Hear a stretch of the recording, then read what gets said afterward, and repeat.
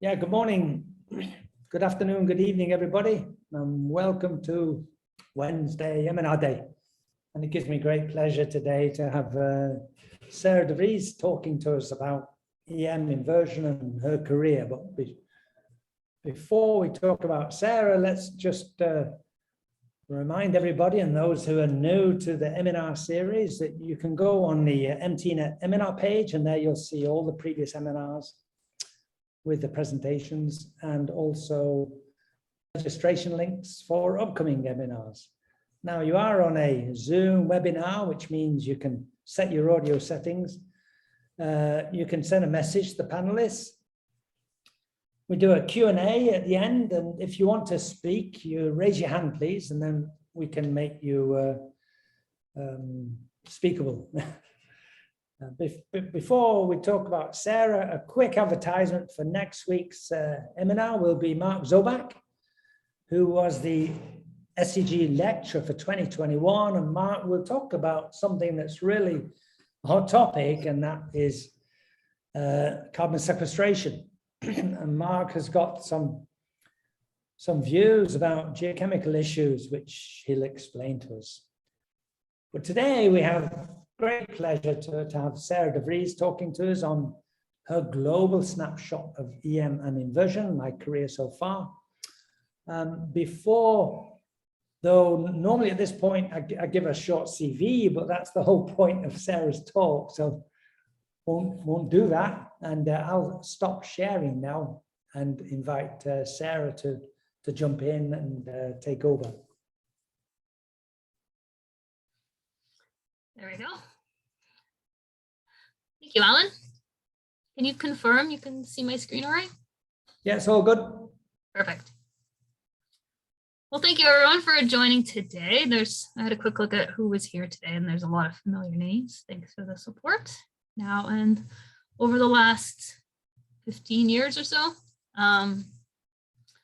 Yes, I'm Sarah Devriese. I'm going to give a little bit of a career talk mixed with some projects that have stood out over the last decade, and yeah, I'm going from there. There we go.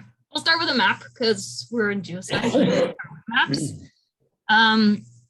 This is kind of a snapshot map of where all my projects have been, and I like to look at this because it's been very varied and across the world, even on the moon. And I'll point out to with a pointer my 3 homes over here, here, and here, and lots of projects. I didn't include the Southern Hemisphere. I have a few in South America too, but I didn't want to make it too cluttered.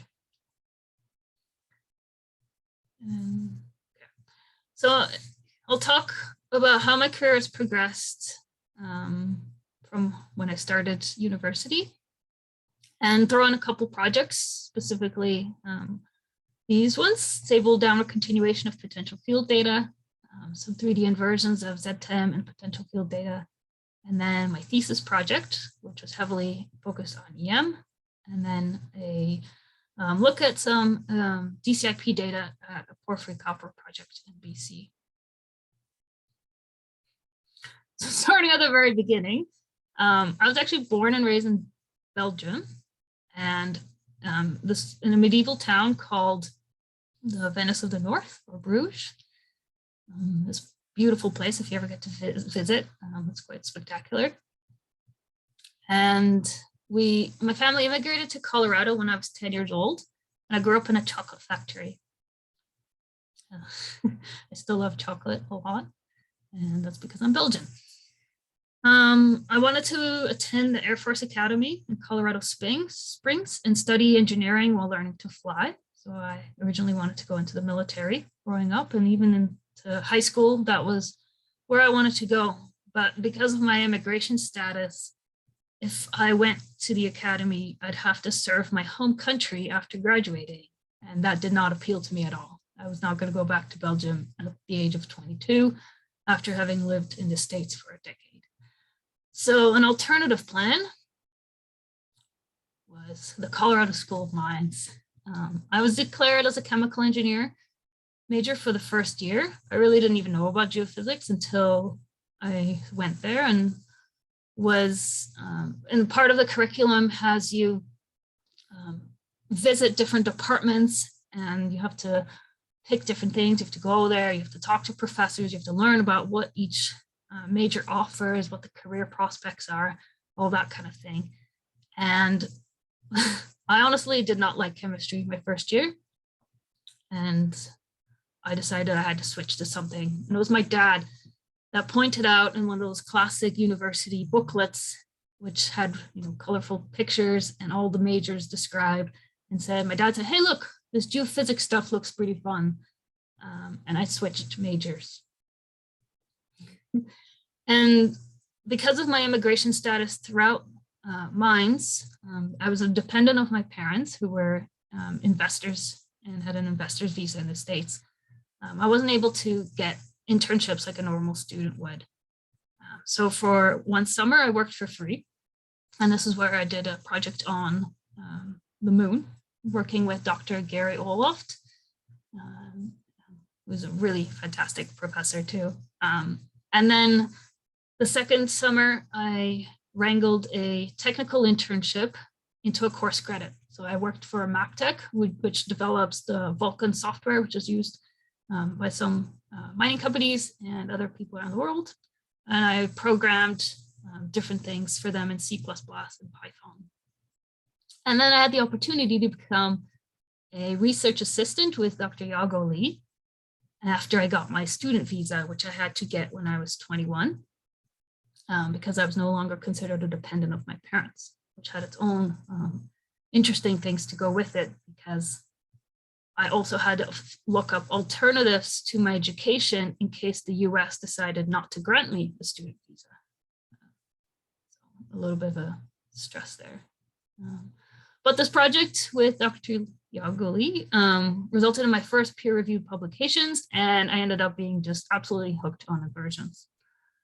So this project was on stable downward continuation. So on potential fields, we're quite familiar with upward continuation, where we recalculate a potential field at a higher plane than its observation plane. And basically we get a more subdued anomaly. And theoretically, we can do the same thing to downward continue and remake the field at a lower elevation. However, this tends to amplify the noise within the data, and it's an unstable algorithm. So what Yago Lee had proposed was a stable alternative that suppressed that noise while still having all the characteristics from the data in it. The way that was done was using the power spectrum, which you can see here. So this is a power spectrum for the synthetic data set, and then a fit, like a synthetic fit to it that subdued the noise, but maintained the high frequency information in it. So for example, here we have two anomalies with two different fields at the lower plane. And when we forward model that at an observation plane, you can see that those two anomalies meld into one. So what we want to do is fit a model to this, and the model is the data constructed at the lower elevation. And this is the result using the power spectrum in the inversion. So you can see then this is the predicted data, which fits the observed quite well. You can notice that we're not actually fitting the noise, which is ideal. Our reconstructed field or our model in the inversion sense, it looks really good compared to the actual. So here's a way that we can reconstruct a potential field at a lower elevation stably. So this was applied to an area of airborne magnetics data. This is in Kirkland, New Mexico.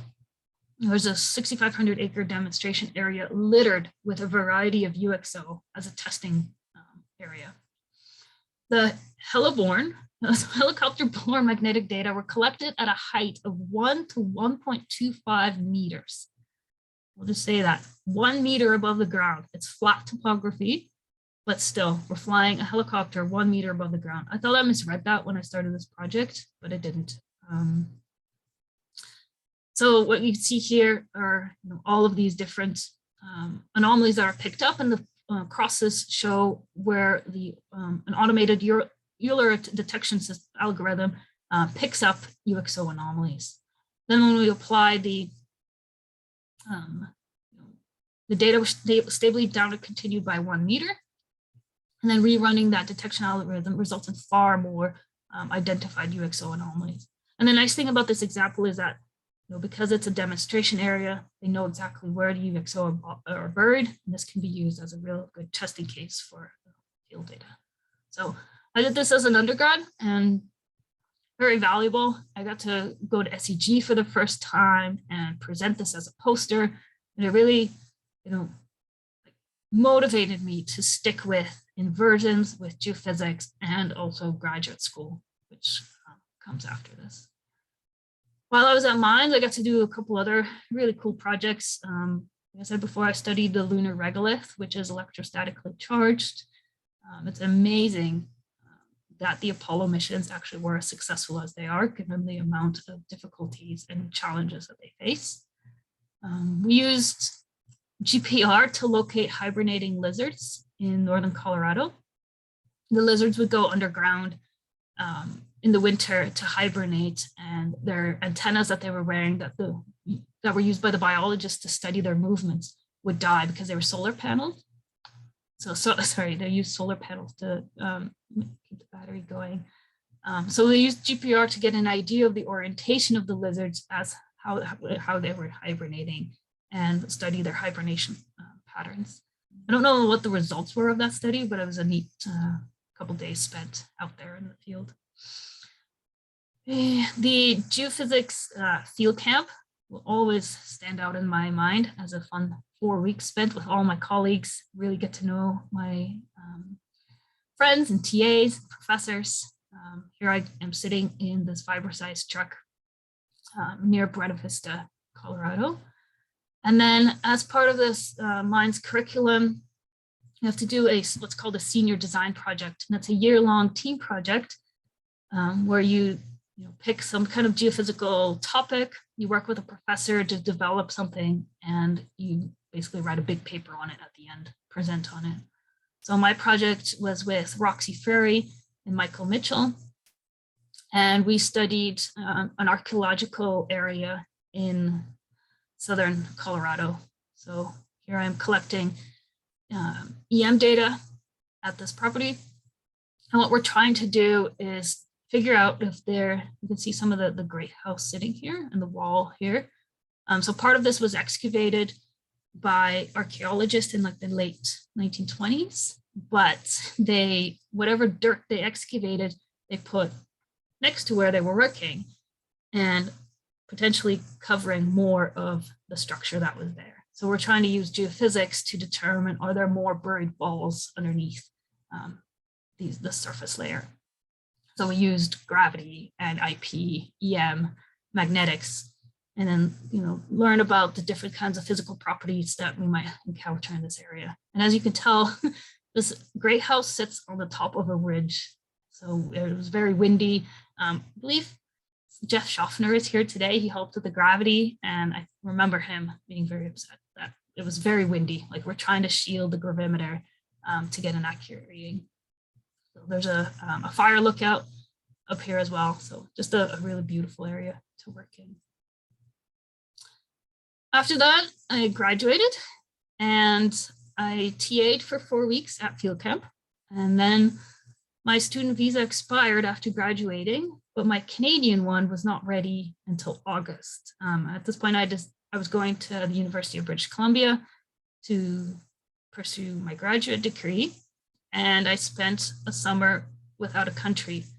And this is because even though I have a Belgian passport, they make you register, like I sign out of Belgium, I don't live there, and I register with the consulate in whatever country I reside.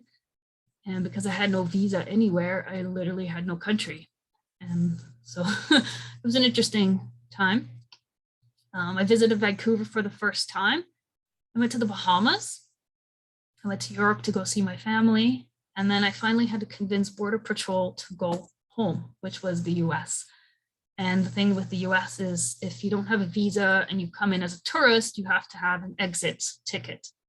And I did not have one of those. So they actually called the Canadian consulate to confirm that I was actually planning to move to Canada in August before they would let me board a plane in Brussels to come back to the US. That was my parents and me were trying to figure out what we're going to do if they don't let me board this plane, and what I'm going to do and how I'm going to, eventually go get my stuff in Colorado. It worked out. So then I spent the rest of that summer hiking, and I went to Seattle, and it was pretty good. And then went to Vancouver. That's where I'm calling from today. So it was a little bit of a leap of faith. I'd never been to Vancouver before I decided to move. I was enrolled in the master's program and upgraded to a PhD in 2012. And I'll admit it was a very challenging first year. Being away from home, Vancouver was very dark, very wet that year. It was tremendous snow conditions though that year.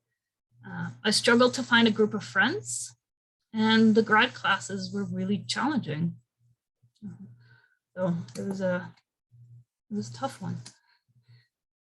One of the first projects I worked on with in Doug Oldenburg's geophysical inversion facility group was the geothermal project with partly with the US Navy and the Bureau of Land Management. And this was near in the Basin and Range of Nevada. And it's called 11 Mile Canyon. And there was a low-grade geothermal anomaly there that had been identified using temperature changes and a few other data points. So you can see here, right? So there's the Pirouette Mountain, Fairview Valley. We can see these slightly elevated temperatures in this area. To the north is Dixie Meadows, which are both also associated with geothermal activity. So what was done here, there was a ZTEM survey that was flown over the area. Here we have a geologic map, and the survey orientation was in this direction.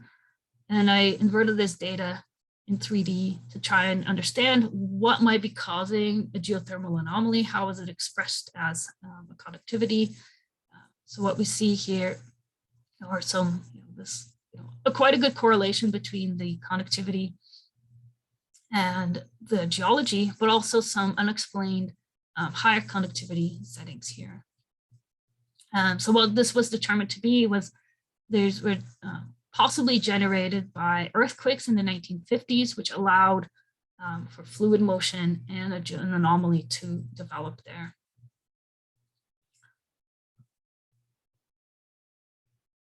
So at the same time, I finally figured out a way to make some friends in BC. I'm trying to move this here. Okay. I also fell in love with mountain biking. I skied, snowboarded my first year of grad school more than I had done in the 3 years before that. And it was a way to balance things. So finding a balance between the demands of grad school, how tough the classes were, adjusting, and then doing what I really love to do as well. In the spring of my first year in Vancouver, I met my best friend randomly skiing on Whistler, and we got married while I was doing my PhD. There's Ryan. He stood by my side for over a decade now. So yeah, I've gotten to explore the province on bikes quite a bit, and absolutely love that part of it.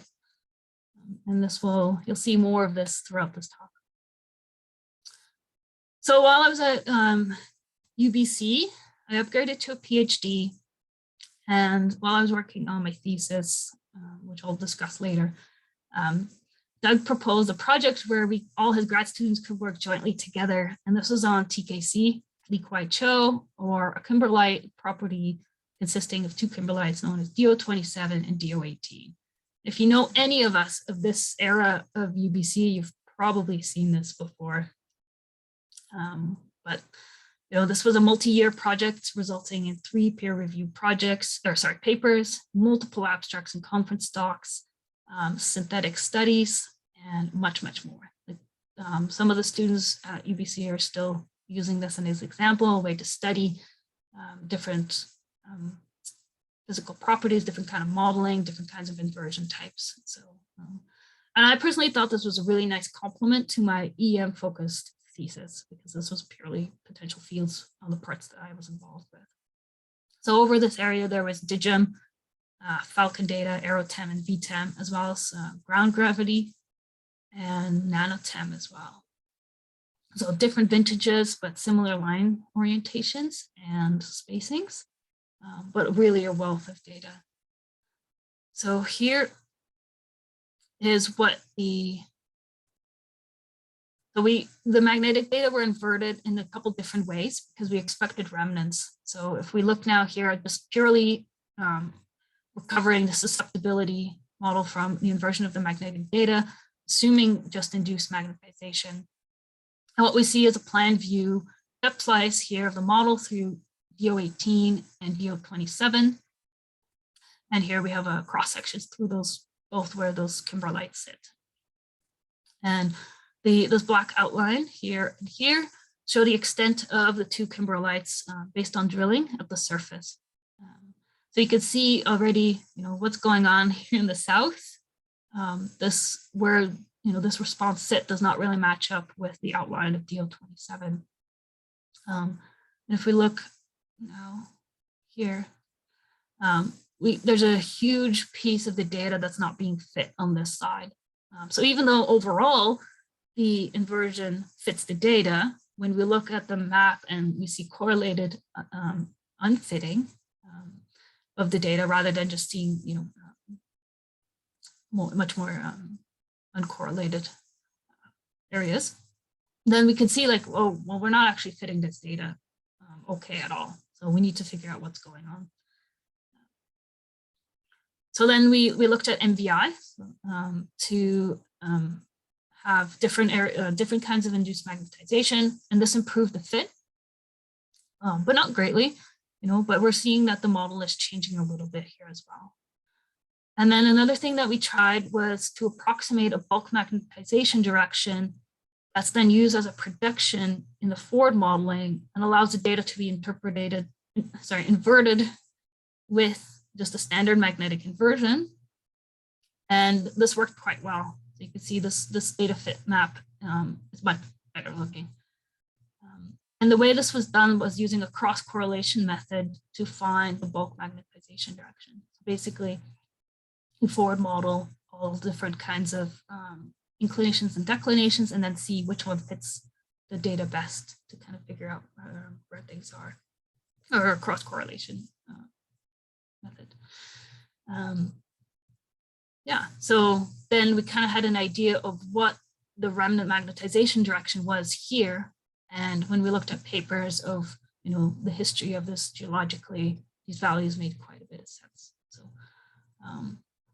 our final model looks, a bit different, but it fits the data and it made sense with what was found with the rocks and the other properties that we knew about. And then my other colleagues inverted the EM component. There was the third paper was all on airborne IP because DO18 has a fully negative EM response in the VTEM, AeroTem data. So it was a fun extra project to work on. And at this point in time, I was becoming much more aware that I was often the only woman in the room and never really thought too much about it until I looked around, and I was becoming more aware, especially going to conferences as well. And I also noticed this in mountain biking. So overall, about 20% of geoscientists identify female, yet half of undergraduate degrees in geoscience are awarded to women. So in some of my involvement in the community, I've helped to figure out why this is happening. What can we do to retain women? And it's maybe a bit ironic that my passion outside of work is also within a male-dominated field. So when I was after my first year in Vancouver, first year of grad school, I became involved with a local women's mountain bike club, and I led many group rides after work for many, many years. I became a mountain biking coach, and I raced in local events that were specifically geared towards women. So the top picture shows one of my evening rides with an incredible group of women. that are all, at different levels. Maybe they've just started mountain biking, maybe they're really good, but here we are out there supporting each other on the trails, being technically challenged to try things, but doing it in a safe and supportive environment so that no one feels pressured, but also is having fun and achieving some goals. And the one thing that has always stood out for me with any of these women that I've met is how much they laugh, and they don't take themselves too seriously, but they're highly successful professionals. And when it came to racing, I raced on this team. That's me right there at the top of the peak in Whistler. And yeah, I really enjoyed racing. It was a good way to push myself. I tend to place within the top 10, 15%. And this combined with the community involvement that I did within mountain biking led to ambassadorships with local bike shops in my area. So I think for the past 5 or 6 years, I've been an ambassador for a local shop and support the sport of mountain biking, especially towards women, and supporting them to keep riding.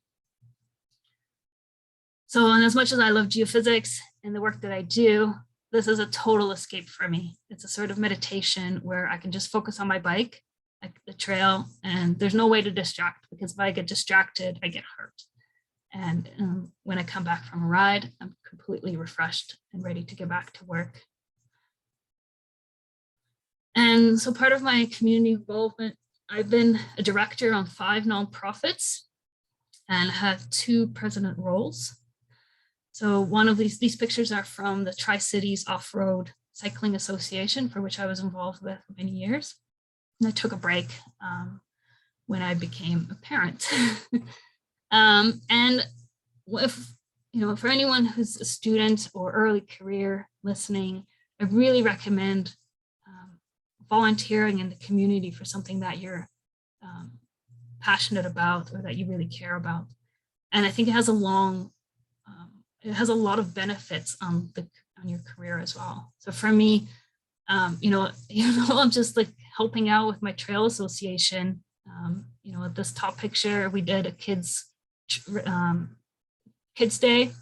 So we had kids from like 2 to 7-year-old come out. We helped them out, ride their bikes, give them treats and juice boxes and take them on a little ride. And then the bottom picture is from when I organized a race in actually a park that's like within 1 kilometer of my house. And these are all the directors. We had costumes that day.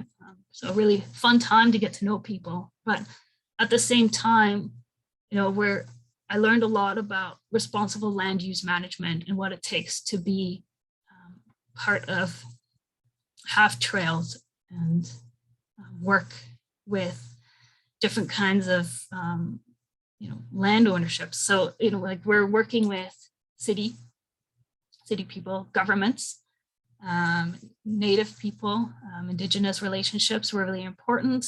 So for example, one area, and it's right behind my house here, is Crown land. So it's publicly owned land, but we need to have the proper certification to be able to have trails there legally and sanction them. And every trail here was illegal up until we wrote a plan, and we submitted this to the government of BC, met with all the different parties, talked about erosion, conflicts with other user groups such as hikers, dirt bikes, thinking about fish spawning seasons, nesting seasons, how the trails and how people are there will impact the land. But part of this is also to ensure that we have access for future generations. People are wanting to be outside, they need places to recreate.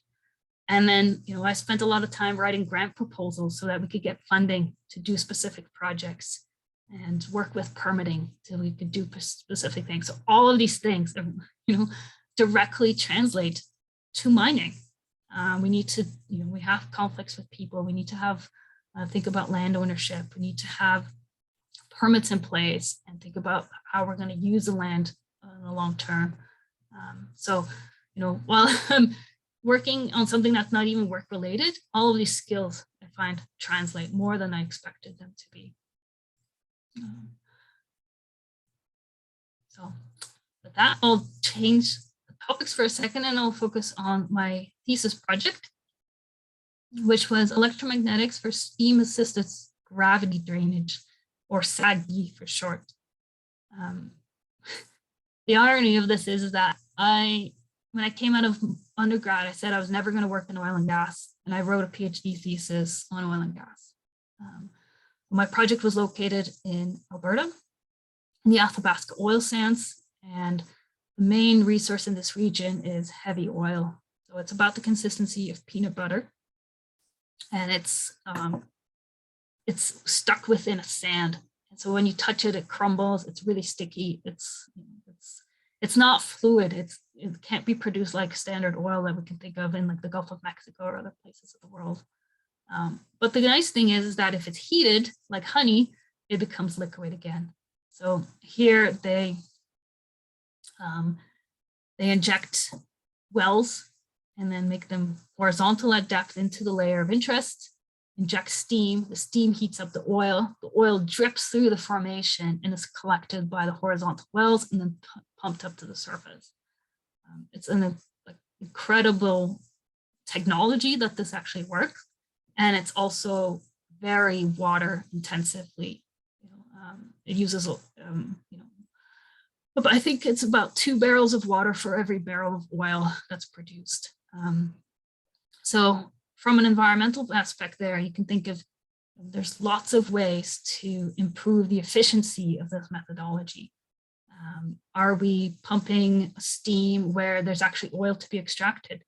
Is the steam going where we want it to go? How much are we producing? Is there any formational things in that layer, like faults or a weak cap rock that allows the steam to escape, which would be a huge environmental disaster. But, so my project focused on how can geophysics and non-seismic geophysics specifically answer some of these questions. So if we look at the geology for this region, what we have are some quaternary deposits at the surface with paleochannels that can incise the lower Grand Rapids Formation here, which is a sandstone. And below that, we have the Clearwater, which is a shale, and it's a very uniform shale. And it acts as a cap rock to prevent steam from going up to the surface. So it is absolutely necessary to be there in order to have a safe production here. And then below that is the McMurray Formation, which is the host for the oil sands. And below that, a Devonian limestone. So here in this image, in the cartoon image, you can see, here are my steam chambers. Here's a little one that's not being developed properly, probably because there's a blockage in the way, or there's another engineering issue that steam is not growing there. So for thinking about this image, the different scales and what can we use, electrically or electromagnetic geophysics to answer some of these questions. So from a regional perspective, we want to be able to know about the quaternary channels as well as the integrity of the Clearwater Formation. The quaternary channels are important because when they are drilling, this can change what they would be drilling into. It's much more difficult to drill through a paleo channel than, for example, a thinner portion of the quaternary deposits and then this Grand Rapids. On a local scale, we want to know what the McMurray Formation looks like, as well as the Devonian basement. How much oil is there in a particular area? How continuous is it? How thick is it? Stuff like that. And then finally, on a monitoring scale, we want to be able to see how that steam chamber are growing, which will tell us about production, what kind of oil is still there, and monitor that over time. The lucky thing is that there's a good amount of resistivity contrasts. Right? So these upper layers have quite of a variable resistivity. I'm going to throw around resistivity and conductivity interchangeably here. The shale caprock is obviously going to be very conductive. And even though if you inject steam into a clean sandstone, that steam causes the sandstone to become more resistive. When there's oil mixed in with this, it actually becomes more conductive. So now we are looking for a conductor in a resistive background, which is probably good news on the other way around. So those are the variabilities that we're looking at. And now we can think about survey design and what we might be able to use. So first of all, can EM be used? I spent the whole chapter just looking at that, the feasibility of this. Why would we want to use EM? Well, it's going to be less expensive than seismic. It could be technically done on a more often, and it could be permanently installed. So if we're thinking about like a downhole ERT kind of survey, we can install that in the boreholes. We can leave it there, continuously collect data, and provide that information. So how are we going to go about this? Well, we've got lots of survey choices for these different scales. So for a regional, we can use airborne data. When we go down to a local scale, we want to use maybe surface inductive surveys. DCIP from the surface was not going to work at all because of this conductive caprock. It wasn't going to penetrate anything down further. And then for monitoring, we can use inductive or galvanic surface or borehole combinations. So lots of things to try out. And I should say that I started this work in 2012 and finished in 2016. And if you might all remember what happened in 2014, the price of oil tanked quite a bit. So this had an impact on this project. And we had some collaborations with industry, but things definitely took a bit of a direction change in 2014 with that change in the price of oil. So now when we're thinking about inversions, we have potential ways to get data. We want to get a model that makes sense. So I relied a lot on incorporating a priori information, such as geologic surfaces from drilling information, defining a really good background model, especially if we're going to be looking at changes in a particular layer. We need to nail down the background model really well. Use active cells and directional smoothing within the inversion process to limit changes within the McMurray, things like that. So all things that are going into the regularization. So I'm going to step through a regional to local to monitoring example using a combination of field data and synthetic data. I had to use synthetic data because this wasn't really done before. And yeah, so someday maybe they will. What I'm going to start here with was there was a VTEM survey collected over this area, and I was able to buy Imperial Oil, and I was able to use that data and inverted it in, I believe I inverted it. This is inverted it in 1D laterally constrained. So this is a pseudo 3D model. And what I'm showing here is a plan view and some cross sections over these three lines here. And I've put the little cartoon of what the geology looks like up here to just, you can remember that. So what we see here is we can see a resistive channel running through the more conductive features in this upper layer. And this is associated with the Pemmican Valley Aquator system. So VTEM is imaging this really nicely. And below that, we see this very conductive, flat-lying, pretty uniform layer through here. And that's the Clearwater caprock for the McMurray Formation. And then below that, everything kind of returns back to background because we don't have any more information. Now, these black lines that I'm plotting over top of my model are tops from borehole data. So this here is the top of the Clearwater. This is the top of the McMurray. And then here, that's the bottom, sorry, that's the top of the Grand Rapids Formation. So you can see how well the inversion does at recovering those different layers. And this here is a model derived from my inversion model. So I applied a gradient to say, where's the boundary of this layer?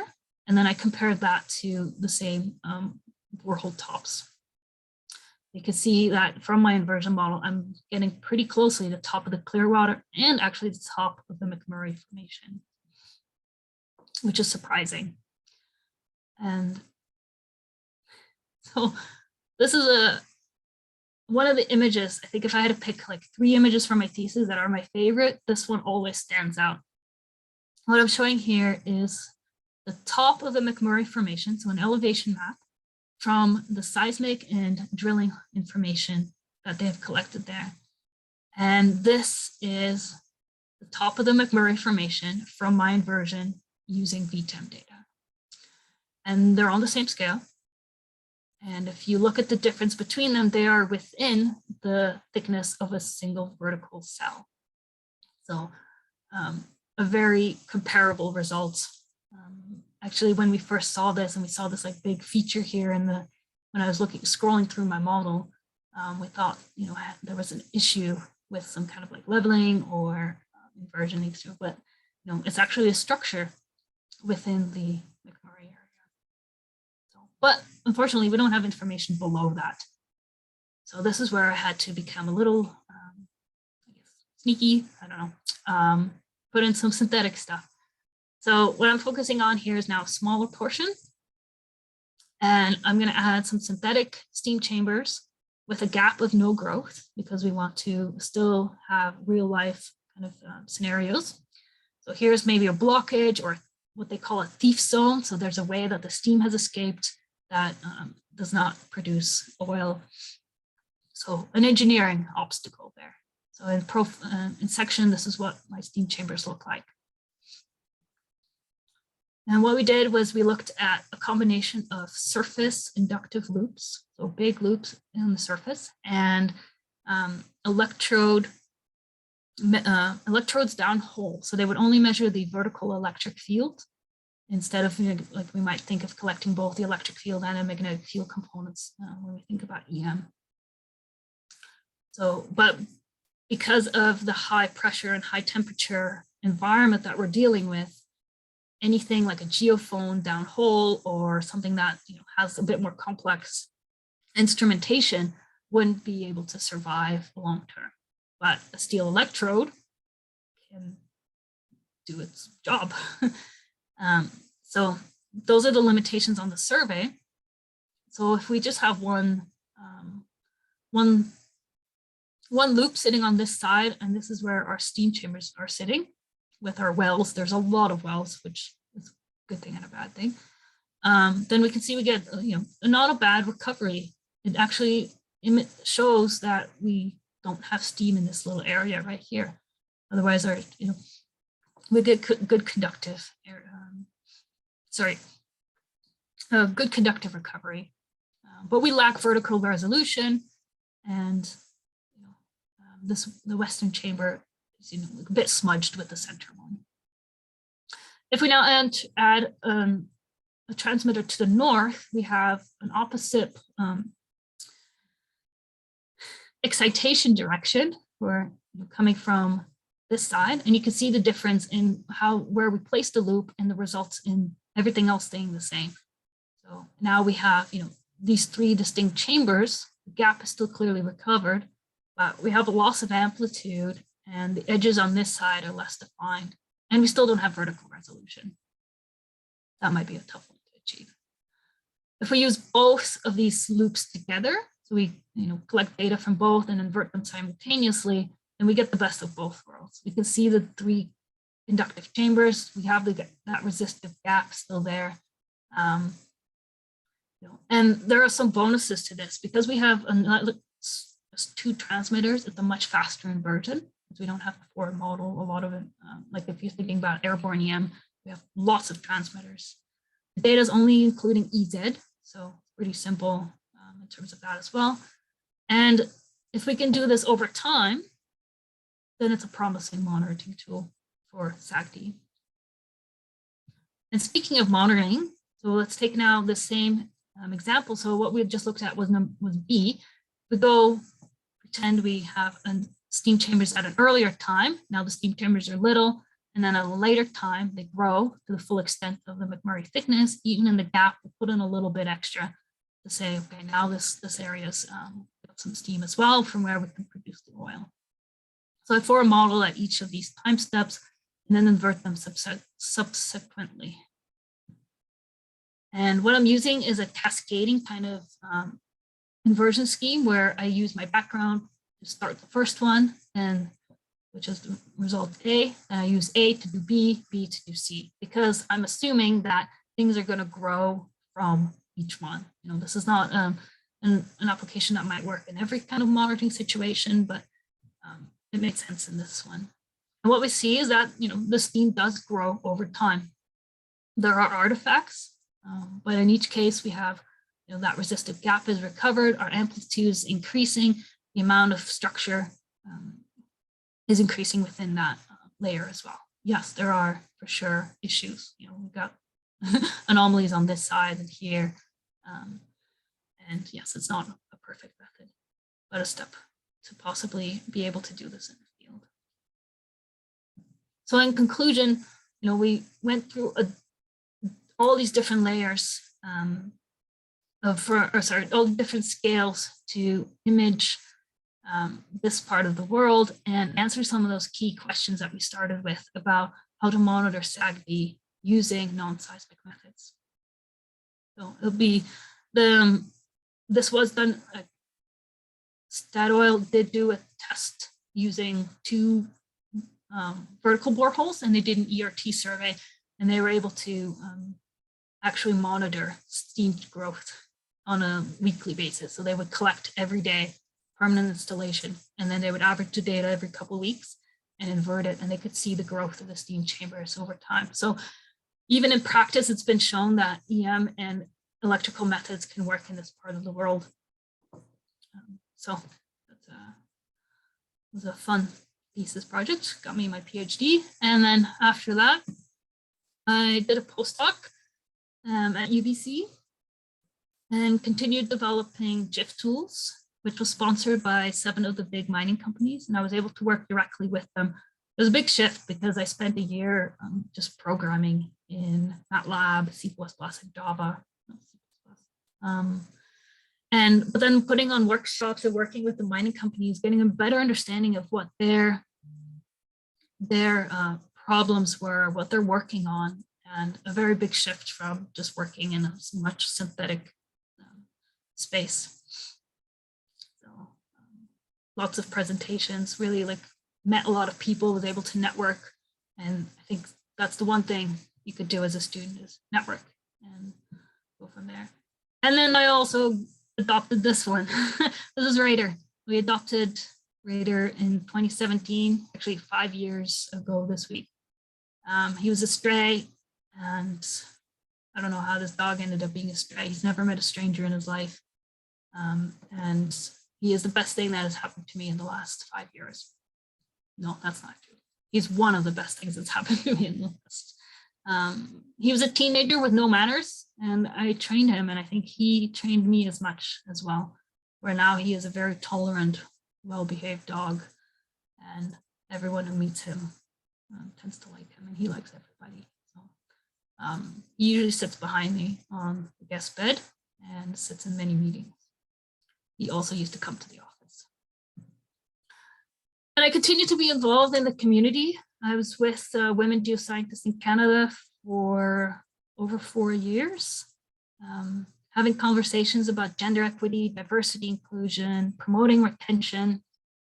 I was a director for the BC Geophysical Society for a year, and I have been on the Society of Exploration Geophysicists Mining Committee for almost 4 years now. And I will be the chair coming up this fall for the next 2 years.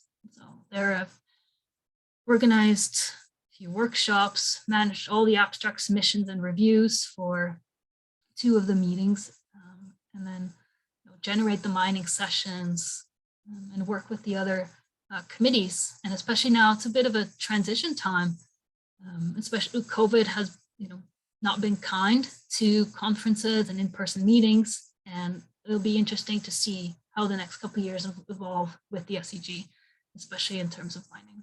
So exciting, but a little bit scary too. And in 2017, I joined Condor Consulting with Ken Witherly and Francis Mole in Vancouver and the other wonderful team back in Colorado. This exposed me to many, many projects across the world. I learned an absolute ton. And oddly, I didn't do an inversion for a year, which at first I was a bit shocked, but then I learned a lot about geophysics that didn't involve an inversion. And it was very, very valuable. I continued to attend conferences and presented talks and felt really mentored by people there and had a really great time working there. I also got pregnant, had a baby, traveled while doing both, adapted to motherhood. And that pandemic started during my mat leave. We bought a house too. So some big adult things happening. And specifically when it comes to becoming a mom, mid-2019, I took a year to spend with Hannah. Hannah's almost 3 now. And during that time, I still wanted to do things related to geophysics. So here Hannah was 5 months old and came with me to the Sequent Lyceum conference workshop kind of day where I presented a talk on the Red Chris deposit. She came with me to Roundup and I was thinking about taking her to PDAC as well, but that was March 2020 then, and things changed quite a bit. So we did not go to that. Yeah, so while I was presenting on Red Chris porphyry deposit here at this, Ken was holding Hannah and entertaining her for those 20 minutes. She was really, they were both champs. It turned out really good. So the Red Chris copper porphyry deposit is the last project I'll talk about today. It's located in northwestern BC. It's been mined for about 8 years and has a long mine life. It produces copper, gold, and silver. It sits right up here. I'm over here, and here's the coast of BC. So the deposit lies within the red stock unit here. And what we have are some big faults on the edges of it as well. And then we've got mafic volcanics, the sandstone and siltstone unit to the northeast and west. This fault separates the red stock unit from the Bowser Lake group, which is the sandstone over on this side. And this is called the South Boundary Fault. And in between, we also have some Hazelton group rocks, so a lot of sandstones there as well. And you can see some of the mineralized zones where they're defined in this geologic map. So on this data, on this geologic area, there was a survey collected in 2009. This is a Titan 24 DCIP and MT system with 100-meter station interval. We've got 13 lines spreading across the property, and this used a combined pole dipole going right and pole dipole going left system.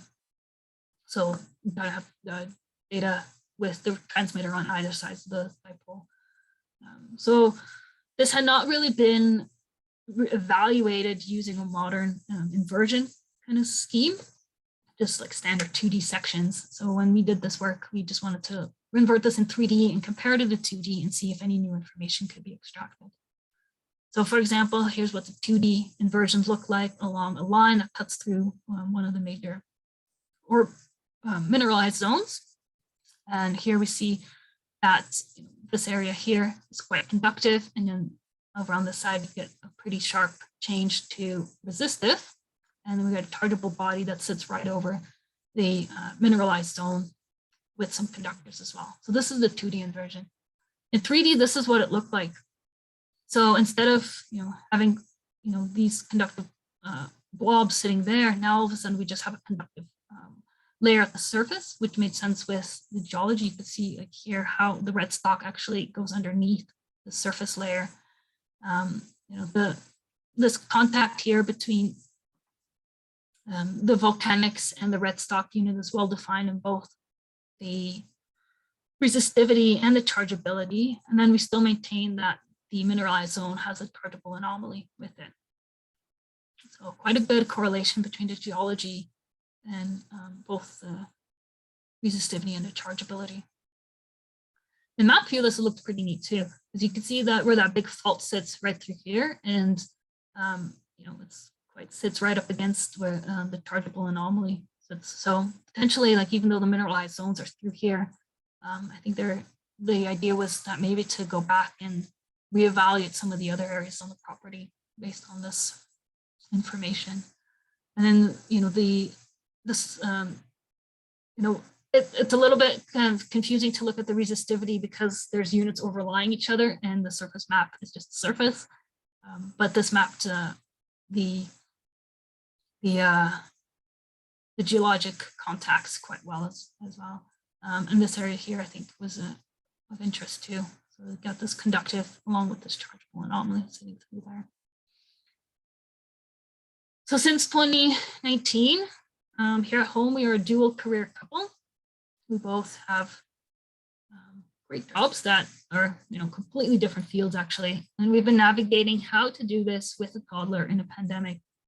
And it's been a challenge. You know, we really have to have a lot of conversations about how everything's going to get done and how we're also going to do the things we love to do. And luckily, we are making it a priority to make sure Hannah and Raider do those things with us. And it's an ongoing thing. We don't have any family nearby, so it's been a lot, just the two of us. And I think one of the things to take away is that, you know, you can do it. It's hard, but it's rewarding and it's possible. So I just wanted to also make a note. So the last job I'll talk about is my current one. And what we do at the start of most meetings is we have a safety share where one person brings up something to share with the group. And today I'd like to do that here as well and talk about the importance of our mental health and how we focus on health and the safety of people in our industry so that we have quality fieldwork and safe fieldwork programs and safe mining and different kinds of exploration projects, which are often also remote. And it can take a toll on our mental health. Grad school, pandemics, remote fieldwork, being at mine sites for extended periods of times, they aren't easy things to deal with as humans. We don't do well with isolation. And so reflect on this today. If you need to talk to someone, do you know who to turn to? And will those people be there to help you with? And I hope you do. And I hope if you don't have anyone, you can find someone when you need someone to talk to. You know, being a mom has become very isolating on its own. You know, my quite social life before volunteering and going to all sorts of events changed. And then especially with the pandemic too. So I started doing things a lot more by myself outside, which not a bad skill to learn, but I'd like to be with a couple people. So being outside for me has been the number one thing to balance work and being a parent and a place to where I'm neither mom or geophysicist and I'm just me and I can do things. And mountain biking remains the one thing I absolutely love to do, and probably because it humbles and squashes me every time I go out. And that's why I love it. It's hard. There's always something to learn at. I'm never going to be good because there's always things to do and things I did yesterday I can't do today. And there's room to grow. And I think that's also why I really love geophysics. There's always things to learn. There's always things to figure out. And that's my way to escape here is on my bike. So then last summer, I joined tech. And this is everything I could describe as my dream job. I think I wanted to join a major mining company after I decided I didn't want to be in academia. And here I get to learn and stretch and continue to work in geophysics. That's really engaging. I get to work with geologists and geochemists on a daily basis, something I've not done before. I'm learning about all sorts of deposits at different scales. And my role is a bit global, so I get to work in very different places in all sorts of settings. And it's my first exposure to a big company. So there's HR, this talk had to be approved, I believe, back in February. And, there's legal things, and I get to do some field work, which also is very exciting. I'm excited to go. So in my current role, I can't really show too much about the projects I'm working on, but I'm supporting geophysical evaluations at Tex operations, including Highland Valley here in BC, Red Dog in Alaska, and then we'll have a project in Chile as well. And then on the other side, in the greenfields and the generative, I get to propose and carry out surveys. I'm doing that for the first time in May. I've been planning that for the last couple months. Help fill project pipeline, which is something really exciting. You get to, it's like exploration at its core. Find new things of interest, figure out a way. Is this something we want to pursue? How are we going to pursue it? And then move projects along as we do that. So it's very different and it's very exciting. And there's me in the field, actual work field kind of picture, which there aren't many of. So in conclusion, I think, I wanted to say thanks to my parents if they were listening, that they gave up a lot in Europe to start in the US. My husband, he's been there along the whole way. And my daughter and my dog, they have provided me with a new perspective on life in the last handful of years. And I'm really blessed. I've been working with a lot of incredible geoscientists, many people all throughout undergrad, grad school, and in professional career settings. So it's been absolutely incredible. Highly recommend to anyone that this is a very rewarding career. Finally, what's next? I don't know. All I can say is I wake up excited every morning, ready to go. The sun is shining or it's raining. It's all good. Excited to keep working and playing and learning and riding my bike. And that's it. That's the end.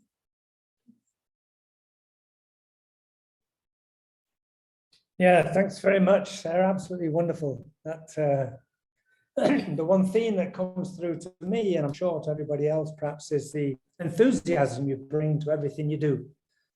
And I think that's the key to any successful career, but also any successful life.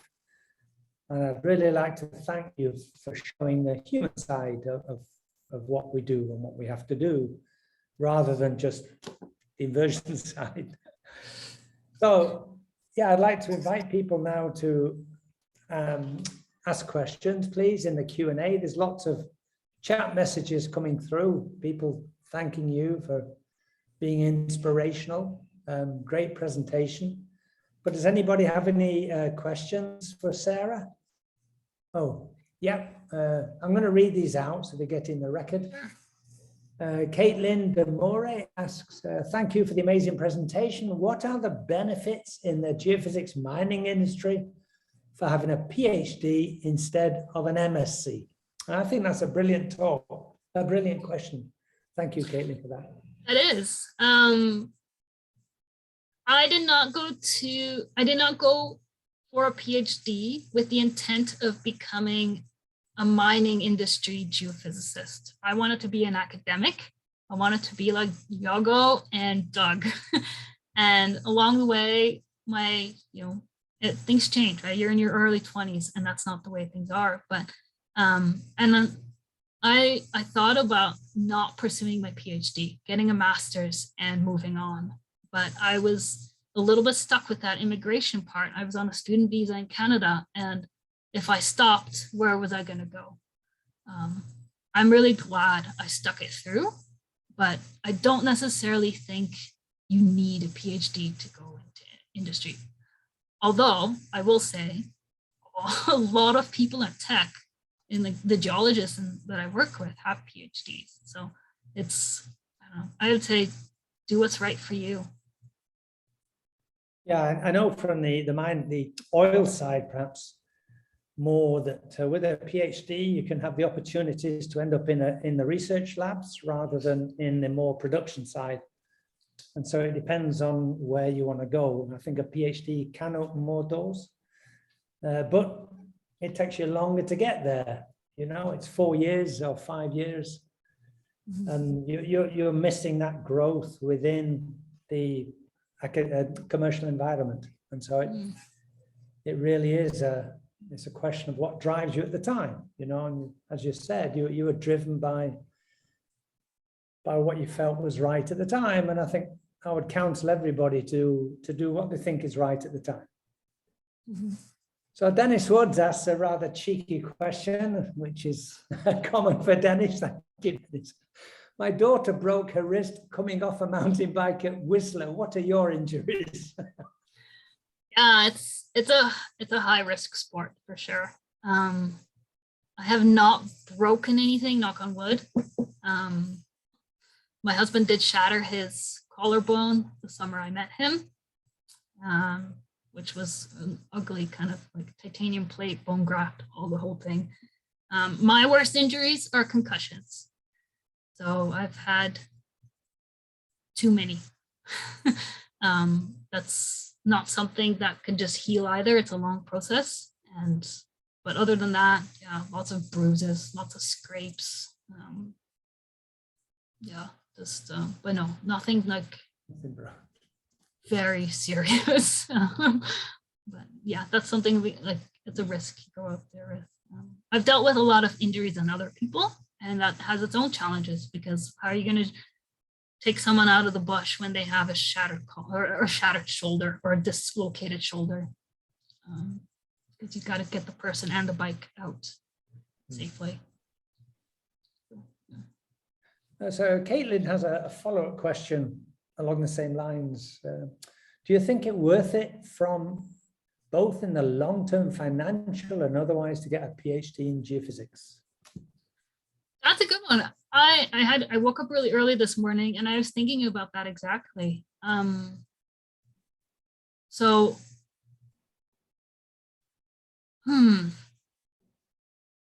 Financially, my grad program was fully supported with in Doug's program, so I didn't pay anything out of pocket.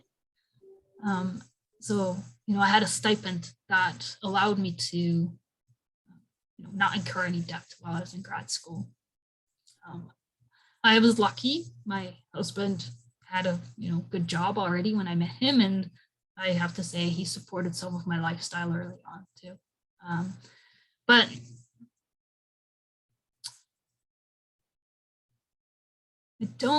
it's hard to know, right? I don't have an alternate universe where I did not go to grad school and don't know where I would be financially. But I think in the short term, maybe instead of taking a slower approach financially, things have kind of gone a little bit more exponential after finishing. So I'd probably be at the same point. I saw an article about this again for the oil industry some years ago that did show that if you want to go on the production side in the oil game, then you do better going in with a master's. That the 4 to 5 years you spend doing your PhD, you never quite catch up. Also in terms of accruing pension benefits. That going in with a master's, you're entering the workforce earlier, so you can retire earlier. And we have a question from Deloro Fitlo, and sorry I'm mangling your name, Deloro.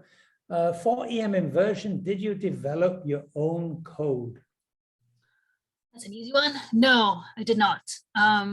Most of the codes I used were already developed at the UBC Geophysical Inversion Facility, so Doug Oldenburg's group. And there were some changes that had to be made for my project, but I don't necessarily am the one who's down there coding. I know how to do it. I know the building blocks that are needed, but no, I did not have to develop my own code. Okay, any more questions for Sarah? Sorry, if I may. Yeah, sure, man. Because you made this comment, or you said about 40% of undergraduates are female, and then it you have this sharp drop off, and this is something I have observed very prominently as well.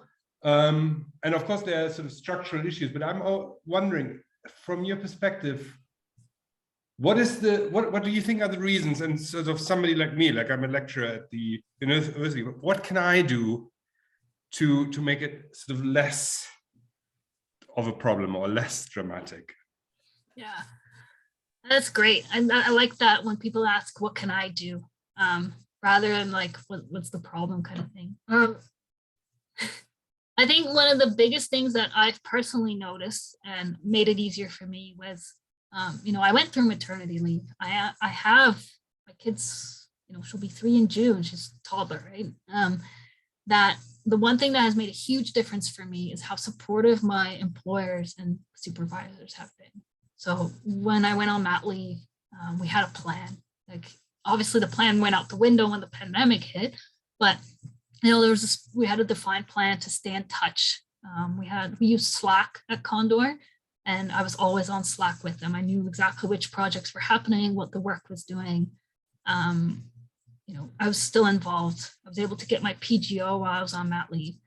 And, I didn't feel like I left for a year. I was just, kind of sidetracked for a year, right?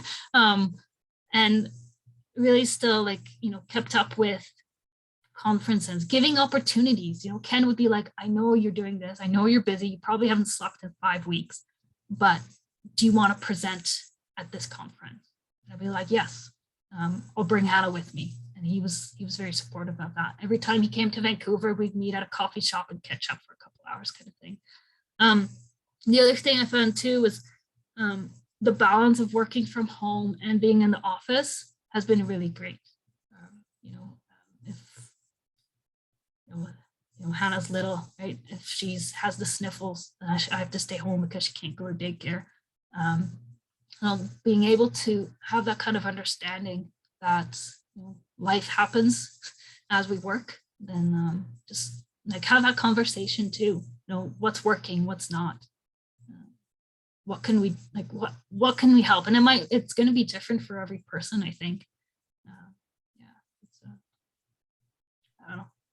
It's an ongoing thing. We don't have an answer, like a fully well-defined answer, but yeah, and of course, and as you said, it's sort of different for everybody. But I suppose what I take away from your answer is sort of support is important, and sort of find the appropriate balance, and that's a very individual thing between work and family life, and give probably the people not the impression that they have to sort of fight for either of those. Mm-hmm. Yeah, and I think another one that comes up is not assuming someone can't do it because they now have, a different priority at home, for example.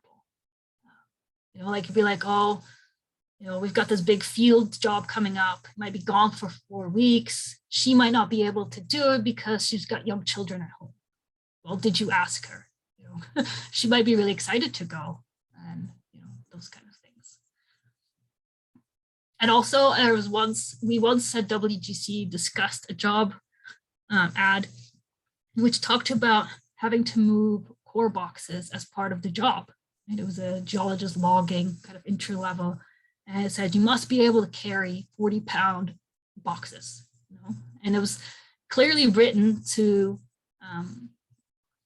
kind of exclude women because of the strength thing. Like, you have to be strong. And I was thinking the other day, I was like, I'm carrying around my 30-pound toddler who's squirming around, up and down the flights of stairs in our townhouse. We can't make assumptions about strength anymore either. So just think about that too. Yeah, thanks. That was very helpful. I think we have a few more questions. Yeah, we have one from Chaole too. Sarah, since you have experience in both the academia and industry, what do you think are the pros and cons for jobs in both sides? Perhaps before you answer, though, a little anecdote from my own personal side. My youngest son, Gavin, and he's probably not watching, I hope not. he followed my footsteps. He did a physics first degree, and then he went and did applied geophysics masters, and he did very well, came top of the class. And I was encouraging him to go into academia, do a PhD, go into academia. And he looked at me and he says, Papa, he says, I don't want to work so hard and be poor like you. So, well, what have you found balance looking at academia and looking at industry? What the pros and cons are? I'll start off with exactly what you said. When I look at Doug and Eldad at UBC, like they worked, 80, 90 hours a week, just complete dedication to the students, the grad programs, the school, their field. Like they are the most dedicated people I've ever met.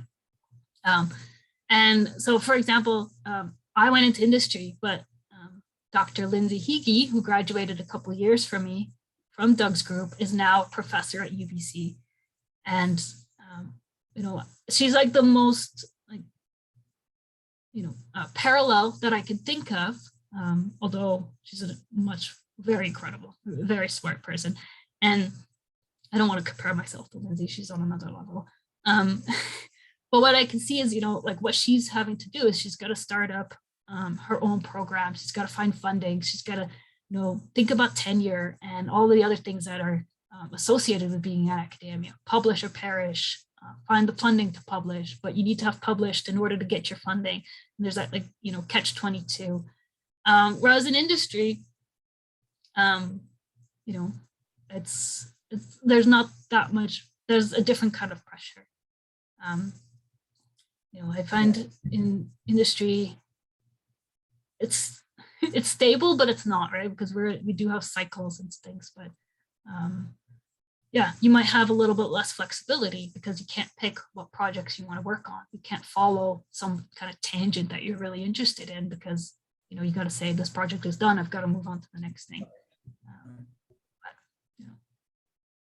I find there's a lot of researchy kind of work in industry as well, because we're constantly problem solving. Every geophysics exploration project is a puzzle. And that's what keeps me in it. I love puzzles. Yeah, I mean, I was in academia for almost 40 years. And then the last few years, I've been doing some consulting, as you know. And the two frustrations I find in industry, one is what you just said, is that you have to stop doing work on projects because you've run out of time on them, or your client has run out of money on them.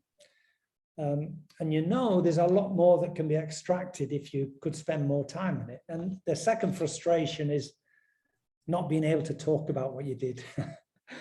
Yeah, that's true. That's a very good point. Okay, we have a question from Paul Schwering, who asks, the cross-section of your career, to me, shows a remarkable juxtaposition of both overarching breadth in applications and periods of going in depth in technical expertise. Have you most enjoyed breadth or depth, or is the answer yes? Well, I know Paul. Paul collected a line of DCIP data at the 11 Mile Canyon for me so that we could better nail down the conductivity there, because as you might know with ZTEM, it's a conductivity contrast, not an absolute value. So your starting model is really important. So thank you, Paul, for doing that like 10 years ago. And can I say, have you most enjoyed breadth or depth? Can I say bread? Yeah. That's the generalist or yes. Yeah, what's the other word? Highly experienced or a generalist. And I think you have to be both. While that's really hard to do. Yes, thank you, Nancy. Generalist or specialist. Nancy's always got my back.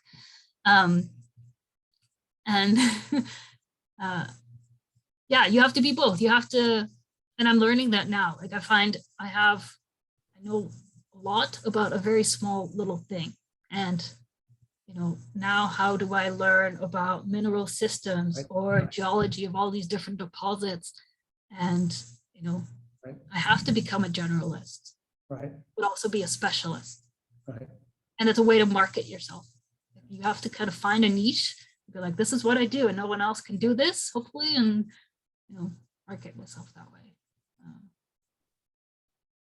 Okay. overall. I think there's no more questions. So once again, thank you very much, Sarah. It's been absolutely delightful to hear you speak and to tell us about your life. And oh, sorry, Dennis Woods jumps in. If Alan allows this, considering the time, of course. Sarah, please flip back and forth the 2D and 3D inversion result from Red Chris. I find it fascinating. Yeah, so here's the 2D inversion. There's a 3D. Let me flip back again. 2D, 3D. It bugs me too that the image doesn't perfectly line up. Yeah, well, this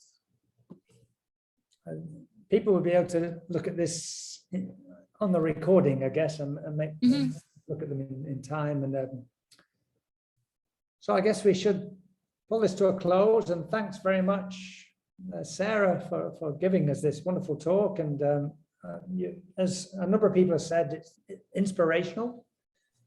I hope this message gets out to a lot of young people out there, especially young females, undergraduate females. And that's a challenge, is how to reach undergraduate females. I think we do very well at reaching graduate students, but it's how to get to undergrads and to try and, influence their decisions to keep them in the earth sciences.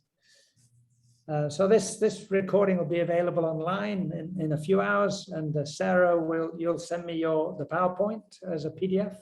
Is that? Yeah, I can do that. Great, brilliant. So thanks again, everybody, and see you next week for Mark Zobak's presentation. Bye now. Thank you.